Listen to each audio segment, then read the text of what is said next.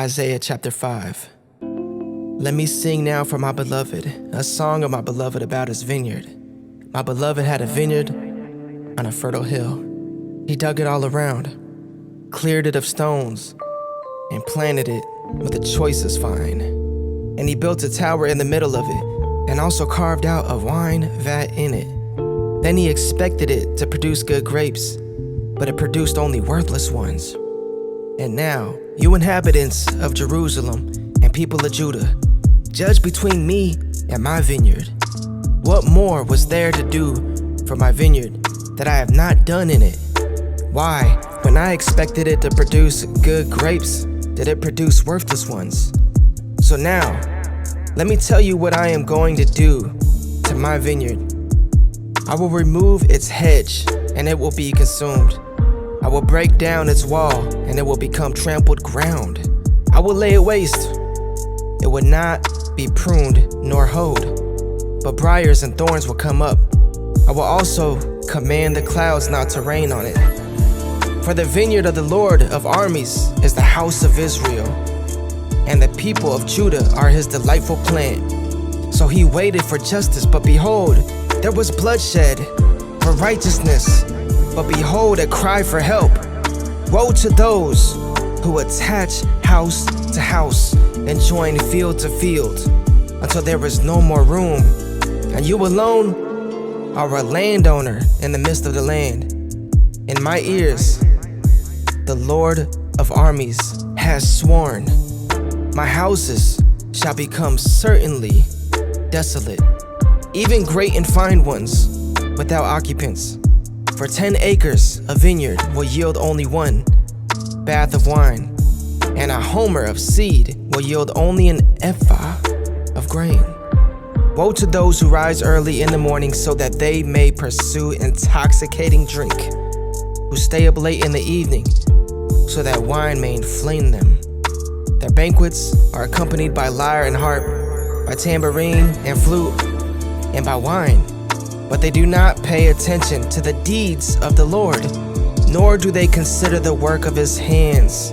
Therefore, my people go into exile for their lack of knowledge, and their nobles are famished, and their multitude is parched with thirst. Therefore, Sheol has enlarged its throat and opened its mouth beyond measure.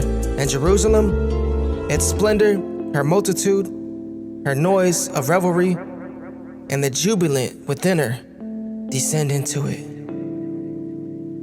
So the common people will be humbled, and the person of importance brought low. The eyes of the haughty also will be brought low. But the Lord of armies will be exalted in judgment, and the holy God will show himself holy in righteousness. Then the lambs will graze as in their pasture, and strangers will eat in the ruins of the wealthy.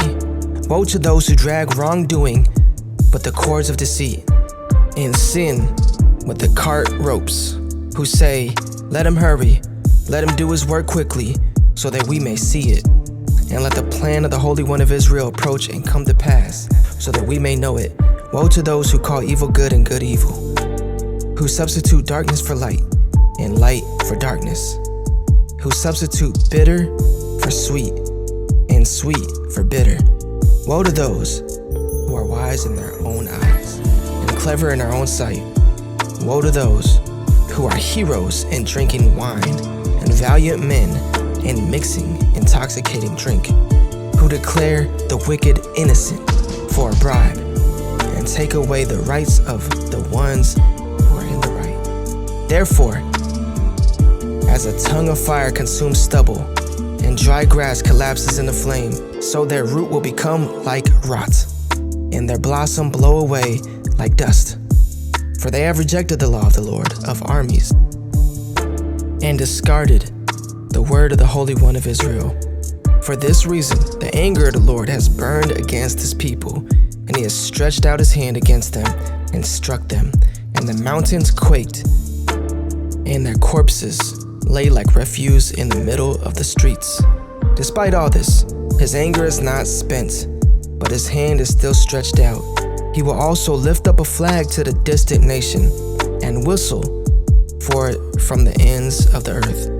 And behold, it will come with speed swiftly.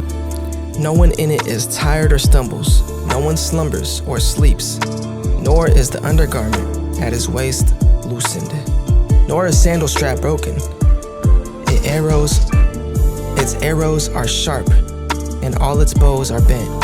The hooves of its horses seem like flint, and its chariot wheels like a storm wind. Its roaring is like a lioness, and it roars like young lions. It growls as it seizes the prey and carries it off with no one to save it. And it will roar against it on that day like the roaring of the sea. If one looks across the land, behold, there is darkness and distress. Even the light is darkened by its clouds.